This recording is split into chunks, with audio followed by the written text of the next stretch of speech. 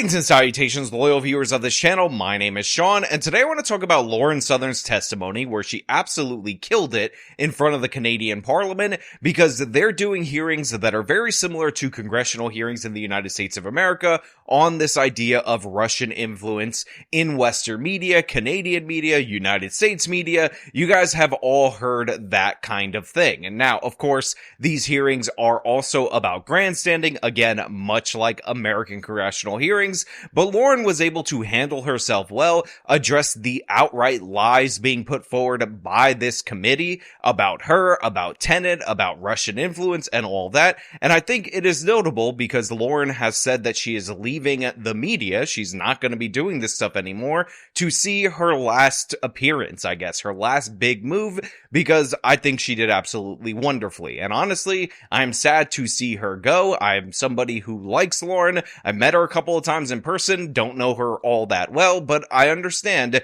based on what she's experienced in the past, and of course this inquiry, her desire to step back. Now, we're going to get into this, but before we do, I want to thank everybody who supports this channel via actualjusticewarrior.com/join. Give me the money. Give me the money. Okay. Also, a friend of mine, Hannah, recently informed me that her son Dylan was in a very bad car accident and has a lengthy recovery ahead of him. So I just want to say, Dylan, I'm wishing you well, a speedy recovery, a happy Thanksgiving. And from me to you, from the AJW audience to yourself, we all are hoping that you pull through and you end up with full functionality post this accident. But without further ado, let's actually get into the opening statement. Thank you. Honorable Chair, esteemed members of this committee, I would like to thank you for so enthusiastically inviting me to speak today. My name is Lauren Southern. I am a filmmaker, a YouTuber, and a proud Canadian. In late 2023, I was contracted to make weekly videos by a startup company called Tenet Media. Then recently, the U.S. Department of Justice released an indictment which alleges the founders of Tenet created the company in conjunction with two Russian citizens, with funding ultimately originating from the Russian government. Per the indictment, the founders of Tenet Media deceived the personalities they contracted regarding their alleged source of funding. I'll make a few points clear at the outset. At no point in my involvement with Tenet did I ever have knowledge of the allegations in the indictment. And two, the only person who ever had any creative control over my videos was me. No one from Tenet or anywhere else ever dictated what topics I covered or what opinions I held. So right off the top, I think it's important to acknowledge what Lauren is saying right here, which is she, like all the other creators, according to the indictment, retained creative control over all of their works. They were not being told what to do, what to say, or anything of the sort. And this should be obvious to everyone if you watched any Tenet videos from Lauren or from other creators on the platform. You'll know that they actually did the same content that they did on their normal channels, but just for Tenet. It was just a licensing agreement. The idea that they were having the Russians in their ears, telling them which topics to cover or not cover, is absolutely absurd. And by the way, it should also be made obvious that Lauren Southern was going against the grain, against some divisive narratives, specifically around the Red Pill movement, while at the same time, Lauren Chen, the alleged, but not even technically alleged because she hasn't been indicted, mastermind behind this Russian op or puppet of the Russians, would disagree with. So you had lots of disagreement at Tenet Media. You had people going their own direction. And in addition to that, the size and scope of this influence operation can only be described as an objective failure, as Lauren lays out. I always seek to fight disinformation in all of its forms, and therefore I have a duty to inform this committee that disinformation has been spreading within these very walls. Some in the media, and even witnesses to this committee, have attempted to paint a picture of Tenet as a hugely influential player in the political media landscape. This, frankly, is just not true. A previous witness to this committee, who went unchallenged, stated that Tenet Media controlled a network of over 16 million subscribers. This is not true. On their largest platform, YouTube, Tenet had barely over 300,000 subscribers. I believe the 16 million figure referred to the total number of subscribers among all of the personalities who had videos contracted or licensed by Tenet. Subscriber base is that, given all of the facts, Tenet had absolutely no control over. To claim that Tenet controlled those subscribers would be like claiming that a TV network had influence over the United States presidency because they air reruns of The Apprentice. The same witness claimed Tenet garnered over 1 billion video views and 20 billion impressions. I have absolutely no idea where those numbers came from. Very readily available public data shows that on its largest platform, YouTube, Tenet received only 16 million total views. Based on the witness's specious numbers, he asserted that Russia received extraordinary value for their money. Anyone with even a cursory understanding of new media would know, however, that $10 million for 16 million views on YouTube hardly qualifies as extraordinary value. In fact, it qualifies as a total failure. So there is, in fact, a silver lining here. If the allegations are true, it appears Russia did attempt to influence Western media, but they failed pretty miserably. So I think this is some absolutely crucial information for Lauren to clear up, because in the earlier testimonies in this committee, essentially what they did was combine all of the subscribers of all of the people who were licensed at Tenet to make it seem like they were the Tenet network as a whole in order to greatly inflate the numbers, when in reality, Tenet Media had about 300,000 subscribers at the time that it was shut down by YouTube. But even more realistically, they were in and around 100,000 subscribers, but for a jump in 200,000 subscribers a month or two prior to the indictment dropping, a jump of which, by the way, many of people are suspicious of, thinking that maybe the Department of Justice was trying to juice the numbers in order to make them seem more influential. However, I do also want to point out that some people at Tenet have come forward and said, no, we actually did an advertising campaign just prior to this dropping, so that rapid growth in subscriptions may in fact be due to said advertising campaign. That being said, I do think it's important for Lauren to clear this up, and in her opening statement, she does just that. Now, I know the chief concern of this committee is how this debacle may have influenced Canadians. Well, I was the only Canadian commentator and the only host that consistently discussed Canadian issues. In fact, if the company had any creative control over me, which they didn't, they probably would have asked me to stop making Canadian videos since they didn't perform very well. So if you were worried about this alleged Russian money unduly influencing Canadian issues, good news, didn't happen. And I'll be honest, it has been surreal for me to watch our government, experts, and media assert that scripts I would jot down in my notes app in a line at the grocery store were secretly part of a giant foreign influence campaign. Arguably, the largest actual impact on Canadians here has been the amount of tax dollars they've had to spend investigating this non-issue. Some in the media and this government seem to have concluded that the only reason a regular Canadian could possibly hold certain views that do not align with the current Liberal administration is because of pernicious, widespread Russian disinformation. I would like to propose an alternative hypothesis, and I know it may sound insane. I know this breaches the borders of conceivable thought, but maybe, just maybe, some Canadians consulted their own moral compass and decided they don't want this country funding foreign wars. Maybe they looked around them at the hospital lineups or housing prices and thought immigration might be a little high. Maybe they lost their business during lockdown and think, I worry about my freedoms in this country.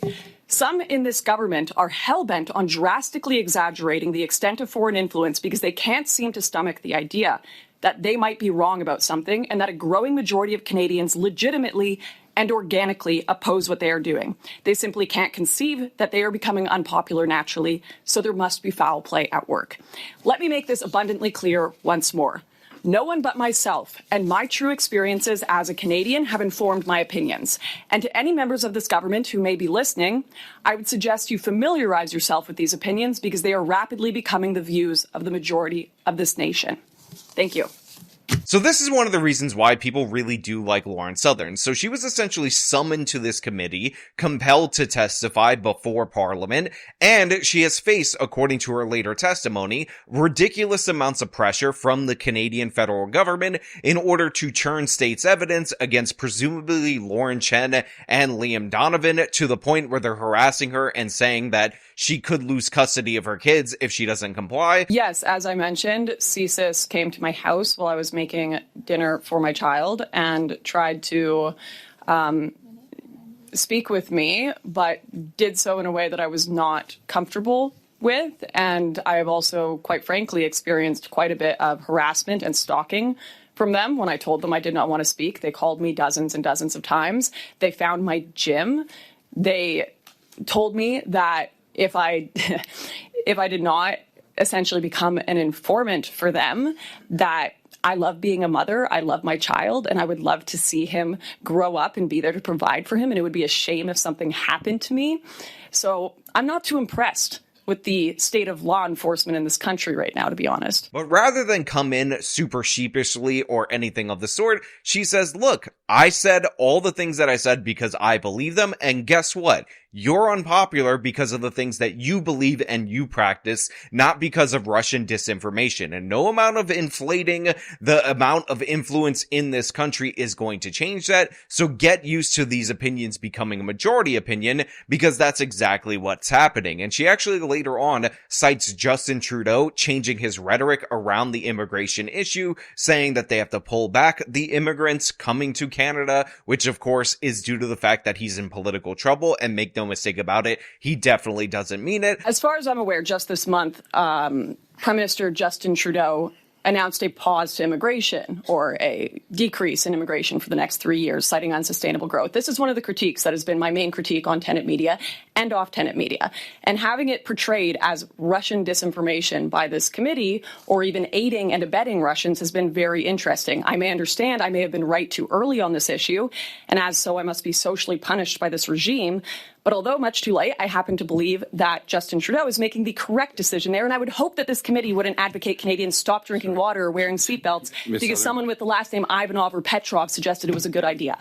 No, but I do appreciate Lauren doing this. I appreciate her actually standing up for herself, because her name is being dragged through the mud completely, and she's facing unknown amounts of pressure behind the scenes, or at least unknown to me, because I'm not in communication with her like that.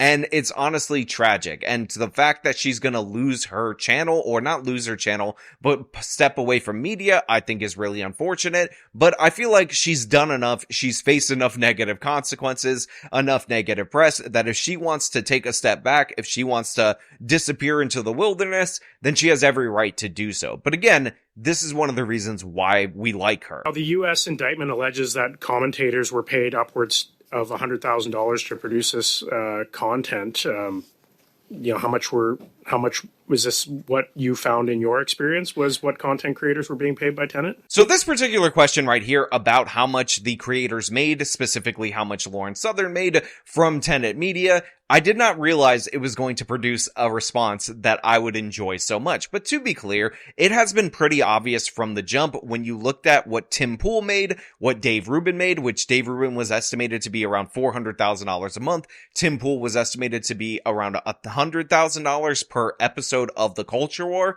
So he was making $400,000 to $500,000 a month, depending on how many Fridays were in that month. But all of that added up over the course of a year, and on a $10 million budget, we should have known, or people out there should have known, that there was no way, shape, or form that Lauren Southern was going to make above $500,000 for the work that she put in at Tenet, just based on the math and the money that was let over. Also, we ended up seeing from Matt Christensen that he made over $100,000 in terms of his yearly contract, so that made it clear around the ballpark of where Lauren was going to get paid. But she gives a great answer to this question, gives us the exact dollar amount, and to be clear, I in no way, shape, or form am under the impression that this dollar amount would be enough to turn her into a Russian propagandist or anything of the sort. This was one of the large surprises for myself when the indictment dropped. I was on $275,000 for all operations. That was not my personal salary. I was contracted to make 3 videos a week, news reports, and 2 mini documentaries, and I had multiple staff, including researcher and assistant. So this budget paid for my studio, flights, videographers, staff, myself. I only made around 100,000 Canadian for my personal salary. So if you want to do a separate panel on the wage gap and alleged foreign influence campaigns, we can certainly do that.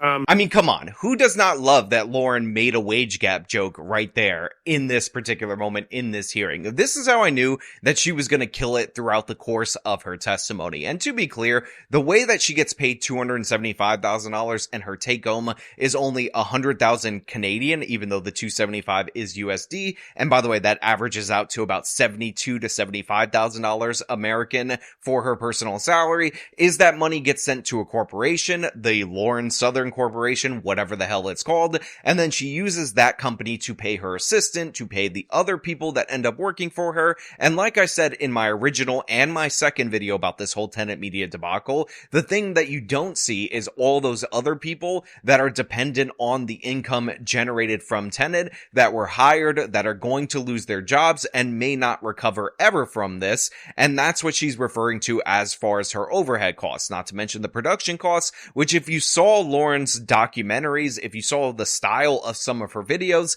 definitely costs some money behind them. And I think it is unfortunate that she didn't get paid more, because if I were her, I would have negotiated for more. And I actually told her before she ended up cutting off communication that if she's ever recruited to be a spy ever again, let me negotiate her rates. But that being said, it's clear and obvious, and it should have been clear and obvious, that she wasn't making those huge dollar amounts based on the fact that you had $10 million.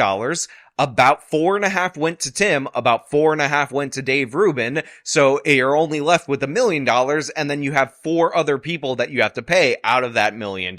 So Viva Frey actually has the entirety of this testimony. I highly recommend it. You watch it in full for yourself to see how well she performed in front of the Canadian Parliament. But to be clear, I'm not going to go over each and everything that is said in this particular testimony, especially because, like in the United States of America, you have a lot of grandstanding representatives. In fact, the second representative, a guy who's like Skyping in, said something really nasty and disgusting to Lauren about somebody that she interviewed back in like 2018. And honestly, I'm gonna skip over his whole testimony, but if you guys know a little bit more about that particular interview, which I'm not that aware of, then maybe you watch it, you see how she responded, because I give her credit for fighting back against that, even though they try to cut her off from being able to answer. It was kind of like the door is closing and he hurled one last insult and tried to get away with it. And I think that is cowardice to the extreme. But let's get into some of the other interactions that I found to be hilarious. You also said, though, in your opening,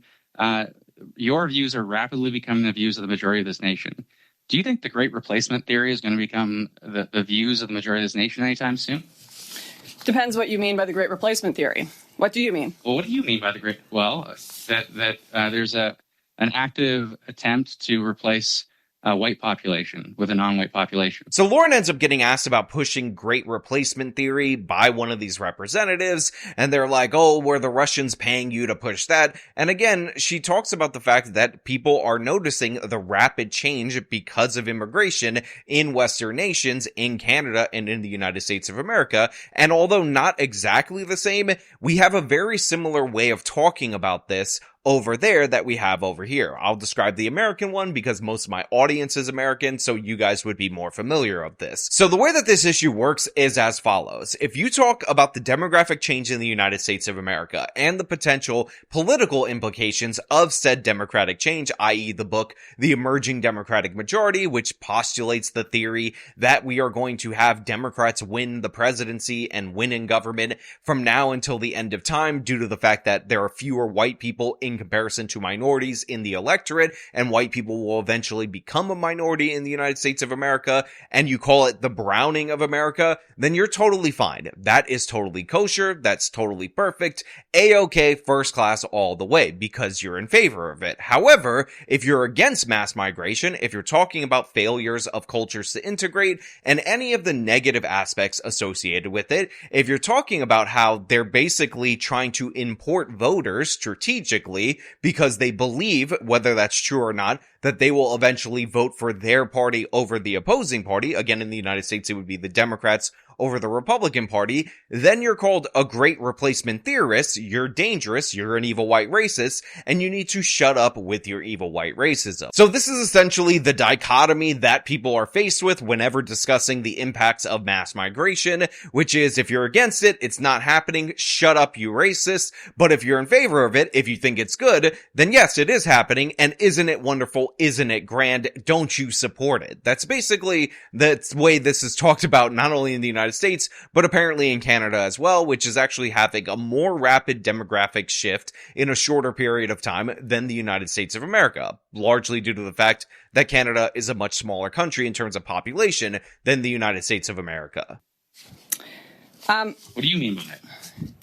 I think that there are a lot of people that have concerns about the impacts of mass immigration removing the culture in certain areas. I think you could ask people in Brampton or individuals in Surrey what they think about the language being spoke around them, whether it's a Canadian language whatsoever, whether they feel that their culture is being preserved. I don't think it's an insane concept. And in fact, I think many liberals would agree that many cultures and peoples have been replaced before by mass immigration, our Indigenous population not least of all. Now, during part of the response that Lauren gave to the criticisms of her videos supposedly talking about great replacement theory, which again, if you're talking about browning of America or Canada, totally good, totally grand, totally wonderful, she mentions that yes, people are weirded out by the fact that in areas that they grew up in, they don't recognize the languages that are spoken. And if you had any doubt that this was about virtue signaling rather than actually finding the truth, that this was about condemning somebody for wrong speak rather than investigating the impact of foreign influence,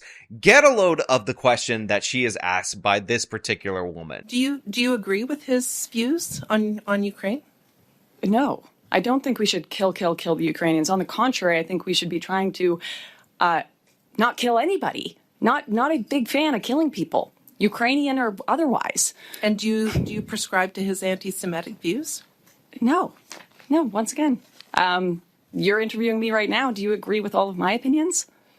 No, I actually find some of them quite offensive. I'm just curious what a Canadian language is. Is that Ojibwe and Cree? Don't you hate the left, whether they be the American left or the Canadian left? So Lauren specifically talks about the languages not being familiar to your average Canadian. Obviously, and she answers this by the way, this is a reference to them not hearing French or English, which are the two most common languages in Canada. But here you have a woman saying, oh, languages? You mean like these native languages that are spoken by a small minority of people? Are you upset about those? Are those people the ones who are upset?